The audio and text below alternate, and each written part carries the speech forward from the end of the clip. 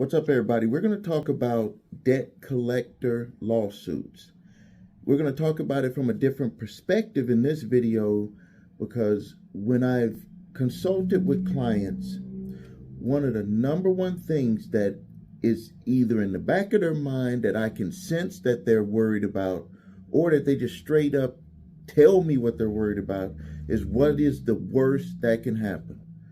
Like, and isn't that common with anything that we're facing where we're unsure? Because we want certainty. We want to know what is the worst that can happen for dealing with a debt collection lawsuit. What'll happen if I go into court and I end up losing? What is the worst that can happen? So what I'm going to do is I'm going to walk you down from the worst to the middle ground, to the best. And I think that this is a very important video because I'm going to put my little thing here because I can get to talking. I can get to talking. And it's not because I just like to hear myself talking. It's because we deal with this stuff here. We actually deal with this stuff. I don't make videos for views. I make videos for you. I make videos for you. Because these are real life problems that people are dealing with on a daily basis, depending on their financial situation, is going to really depend on the outcome that could potentially happen from the worst to the middle to the best. So, because everybody is always worried about what is the worst that can happen, I'm going to just straight up tell you what's the worst that could happen. The worst that could happen is that you could lose.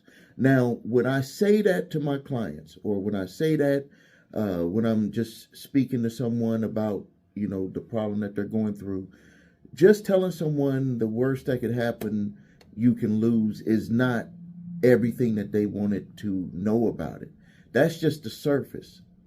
If you were to imagine that you're you see the word worst that could happen right underneath there, I could lose. So the next thing that's going to come to your mind is, what are the consequences of me losing? That's what you're really asking. You're like saying, Steve, if you were right here across from my desk and you said, what is the worst that could happen? And I said that you could lose. The next question that you would ask me is, what would happen if I lose? Because that you're really seeking the consequences. So this whole video is really about the consequences of what will happen if you lose your case, or potential consequences, because I'm going to talk about the three different solutions or the three different outcomes that could happen. So first, the worst that could happen is that you could lose, and here are the consequences of what could happen if you lose. If you are a W-2 employee, they can garnish your wages up to 25%, depending on your state, up to 25%. Now, there are certain exemptions that you could have that would allow you to either pay less or not have to be garnished by them.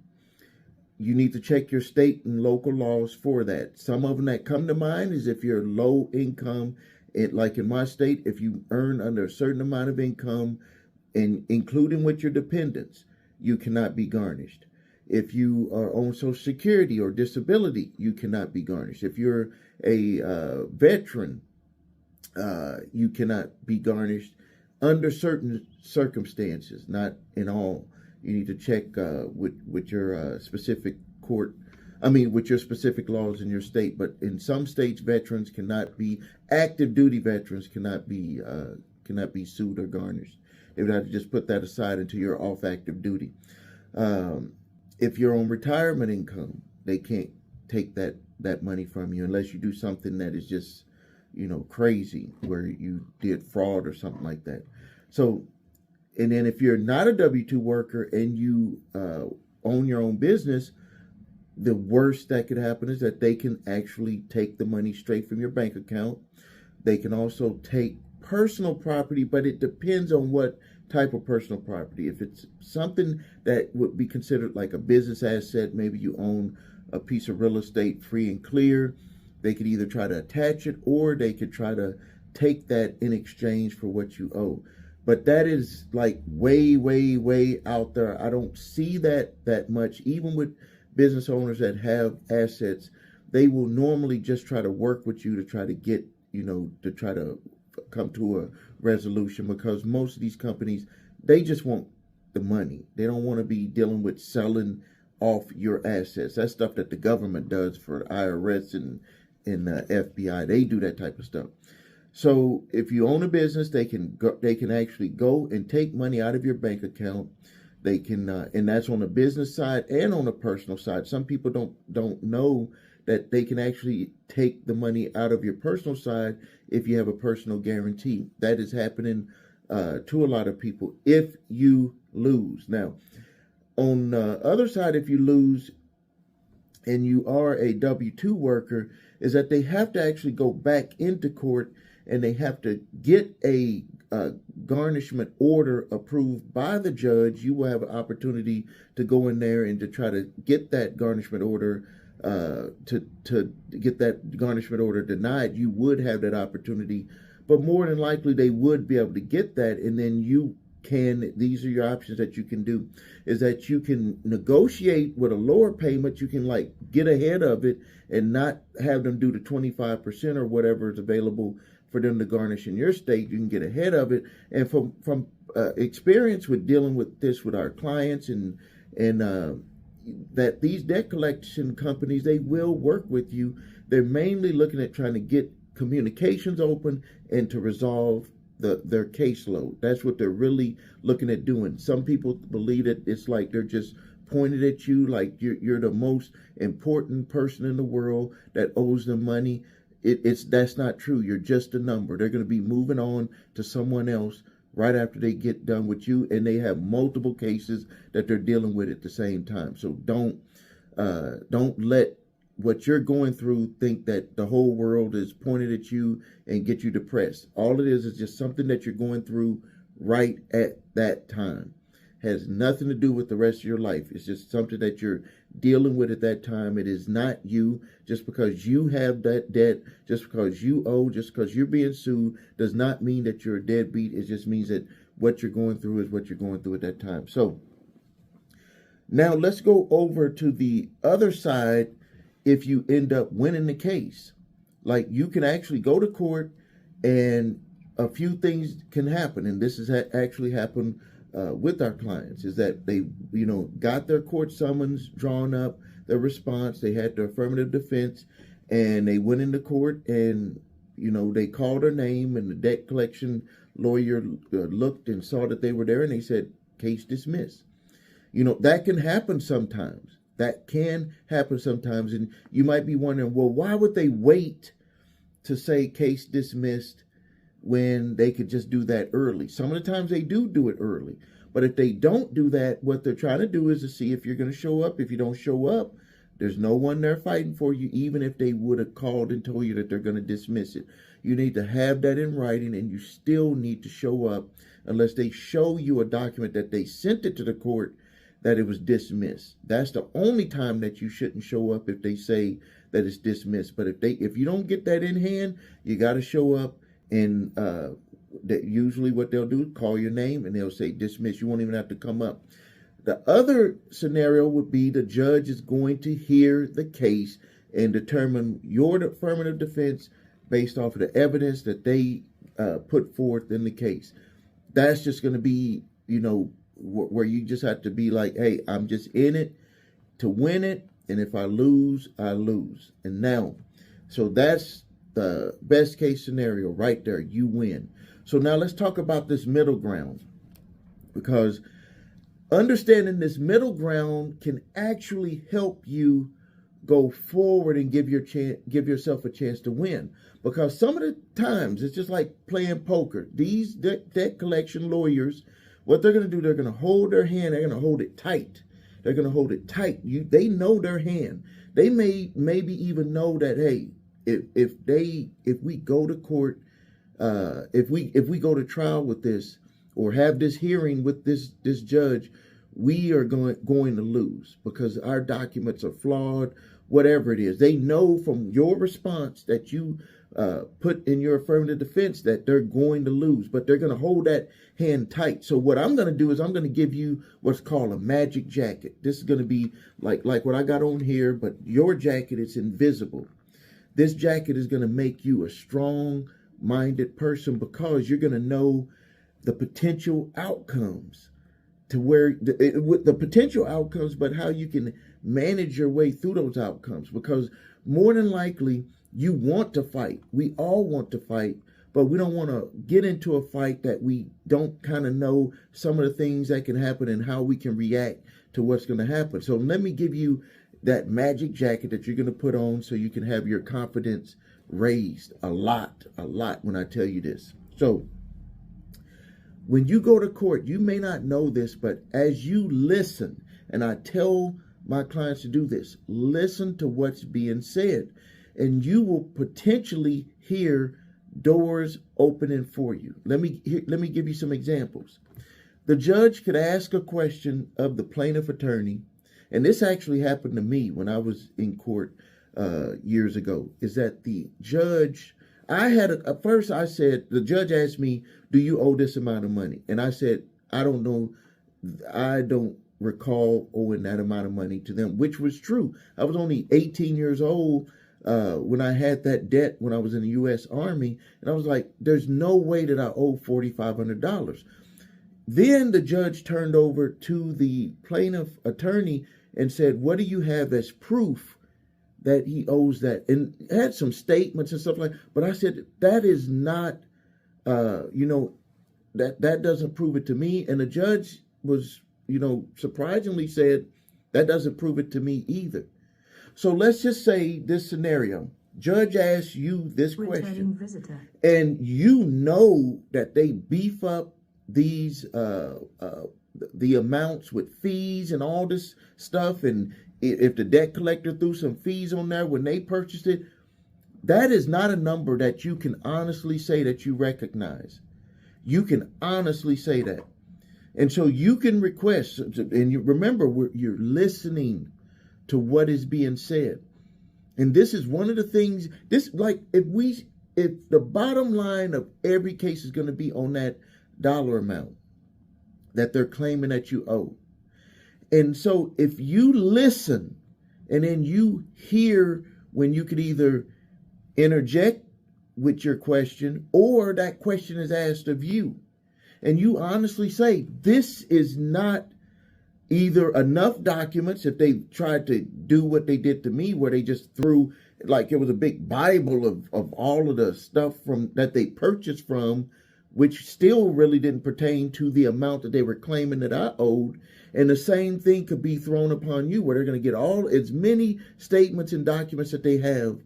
And what you have to do is not be overloaded by what they give you in documents, and stick to what your initial argument is these documents do not prove the amount that you're claiming. If we were to take out a calculator and start from the first document that you have, which potentially could only have a balance amount on there, not showing what the amount is from day one. You could keep going back and forth, getting the documents to make them prove that. So now, this is let me tell you an outcome that could come from that, from you doing that, is that the judge could potentially ask you, what do you recall owing on that debt? Now, I'm not in this video, I cannot give you the answer on what you need to say on that. I cannot tell you what answer you need to say on that. You could rewind the video, but what I'm telling you is that the judge is going to ask you, what do you recall that you owe? So let's just say, for example, they're suing you for $20,000. And let's just say, for example, after reviewing the documents, some of the payments that you can recall that you've made, credits and rewards and stuff that you have done, even though the documents that they supplied are incomplete, you recalled, instead of $20,000, I think that's the amount that I said, instead of $20,000, your best recollection is that you owe somewhere in the range of $2,500.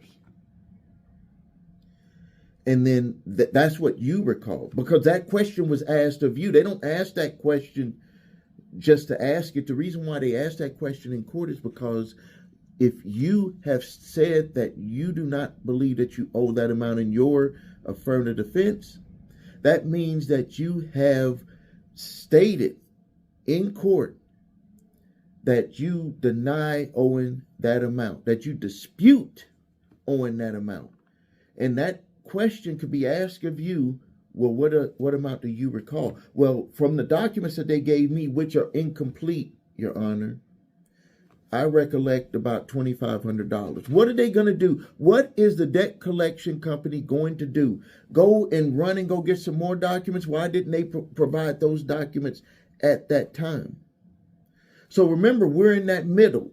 We're in the middle. So we talked about the worst. We talked about the best, which is winning. We're in the middle. We're talking about potential negotiations. But we're talking about getting yourself into a very good position for negotiations, and potentially to where you could actually win the case if the judge believes, from the questions that the judge asked you and the questions that the judge asked the attorney for the plaintiff and the documents that they're not able to supply, if they end up having sufficient amount of evidence to be able to prove their case. But now wait, hold on a second. In that middle ground, that is one of the things that can help you win your case, but we're in that middle ground. That middle ground, these are the types of things that you could do to get the plaintiff attorney to go ahead and say, either they want to pull you aside and go to the conference room and try to talk about a negotiation process, or if you feel that you are headed towards a loss, you can ask for time to potentially go into a conference with the plaintiff attorneys, and talk about doing a negotiation. That negotiation could be a lump sum settlement offer. That negotiation could be with a discounted lump sum settlement offer. It could be a payment arrangement. Potentially, sometimes you can get a discount maybe on the fees and stuff, but if you're doing payment arrangements, it's going to be mainly just to make payments. And you can get them to either delay or if you're doing a lump sum, after you do the payment, they can dismiss the case. They will just dismiss it. It won't go on your record. If you're doing payments, they can hold off the case and make sure that you go through with the payments. Some of the times they'll do that. Some of the times they might say, well, we're going to go ahead and go through with the judgment, so they can kind of have that over your head. That's just part of it. That's part of understanding the worst that can happen also in this type of situation. So with that magic jacket that I gave you, what I want you to do is just to not have that fearful feeling. Don't go into court thinking that you're some top-notch lawyer. You go into court with that magic jacket that Steve gave you to listen, to answer questions after thinking about what your answer is. If you have your response written for you and they ask a question that you know is on your response, you just repeat what's on your response so you can remain consistent. So if you need help and you're being sued by a third-party debt collector, I have a link below this video for a service that we offer. If you need help with your credit, please visit us at thecreditrepairshop.com. Watch the video, What Makes Us Different, so you can see my 8-point validation process and my 2-phase settlement process. If you need your credit reports and scores, go to the website, the3scores.com, to grab your TransUnion, Equifax, Experian credit reports and all 3 scores. Links are below this video. If you have debt collectors coming after you, grab my 3-pack of letters: statute of limitations, debt validation, and cease and desist collection activities letter. The instructions are on there. Use the one that's appropriate for your situation. Thank you for your time. Please subscribe to the channel, post your questions and comments. This is Stephen A. Williams, President and founder of thecreditrepairshop.com. Thank you.